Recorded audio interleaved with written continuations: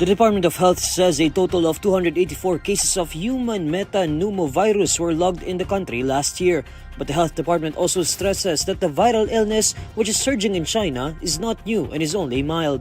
In a statement on Wednesday, January 8, Health Secretary Ted Herbosa says the 284 hMPV cases accounted for 5.8% of about 4,900 samples taken from January 1 to December 21, 2024. According to Herbosa, hMPV is being detected sporadically throughout the year with no unusual clustering or pattern.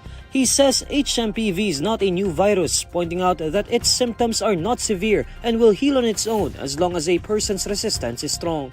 DOH says that there is an upward trend of hMPV and other respiratory illnesses in China, but it emphasizes that this trend is expected during the winter season there. Social media posts earlier claimed a new disease outbreak in China is causing international health concern, which was already denied by the Chinese embassy in Manila. hMPV was discovered in 2001 by Dutch researchers in nasopharyngeal aspirate samples from children with respiratory infections caused by unknown pathogens. China's monster ship has left the coastline of Zambales, but another Chinese vessel is heading to its previous location, according to the Philippine Coast Guard.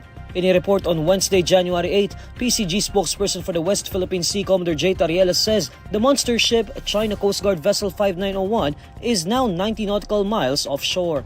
However, he points out that another vessel, China Coast Guard 3103, left China's Guangdong province on Tuesday, January 7, and is now on its way to the monster ship's previous spot. Tariela says China Coast Guard 3103 was spotted 60 nautical miles from Pandakit, Zambales as of 3 p.m. on Wednesday.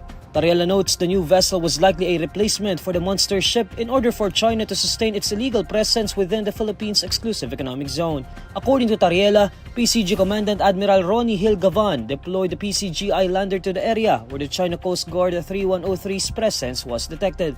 Tariela says BRP Cabra was also deployed to monitor and challenge the presence of the Chinese vessel. China's monster ship was first spotted this year on Saturday, January 4, about 54 nautical miles off the coast of Capones Island in Zambales. Beijing's encroachment into Philippine waters is based on its assertion of sovereignty over almost the entire South China Sea, including most of the West Philippine Sea. But a July 2016 arbitral award effectively dismissed China's claims, saying Beijing's assertions have no legal basis. Groups and individuals who filed impeachment complaints against Vice President Sara Duterte believe now is the perfect time for Congress to act on the complaints amid the ongoing preparations for the upcoming polls. In an interview on Wednesday, January 8, a bagong alyansang Makabayan chairperson Teddy Casino says they are open to the possibility that the impeachment trial could reach the 20th Congress, noting that this would likely mean the process would be discussed during the election period. He says it would be perfect timing for Duterte's impeachment as it would be a key issue to discuss during elections. He adds they will encourage voters to support candidates pushing for Duterte's impeachment. The Bayan chair reveals that the groups will be launching a series of mobilizations pushing Congress to act on the 3 impeachment complaints filed against Duterte. The first impeachment complaint against the Vice President was crafted by civil society organizations and endorsed by Akbayan Party List Representative Percival Sendanya on December 2 last year. Mentioned in the first complaint are claims that Duterte was responsible for confidential fund misuse, the Vice President's threats against ranking government officials, and her supposed involvement in extrajudicial killings when she was Davao City Mayor. On December 4 last year, Bayan led 70 representatives of progressive groups in filing the second impeachment complaint against Duterte with betrayal of public trust used as an article of impeachment.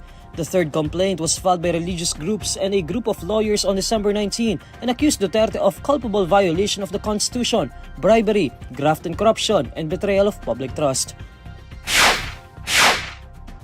Senator Sherwin Gatchalian wants an inquiry into the scheduled increase in the monthly contributions of Social Security System members from 14 to 15%. In a Kapihan sa Senado forum on Wednesday, January 8, Gatchalian says he intends to file a resolution next week that will propel an investigation into the SSS issue. According to Gatchalian, the problem lies within management, believing members' contributions shouldn't increase. Para sa akin, this is a management problem. Dahil in any organization, importante kolektahin mo yung utang mo. Kung problema mo ay management mo, hindi mo pwede ito ipasa sa pagtataas ng contribution. Yung pag hindi mo pagkokolekta ng utang, problema ng management yan. Baka mabagal yung management. Baka hindi kumikilo si management. Pero management problem yan. Gatchalian says he wants to focus on the management's efficiency and performance should the Senate investigation begin. Ako ang magfo-focus ako doon sa management side. Tingnan natin ngayon kung ang management ay efficient, nagpo-perform, at tingnan rin natin kung yung investment nila ay maganda ang ibinabalik sa membro.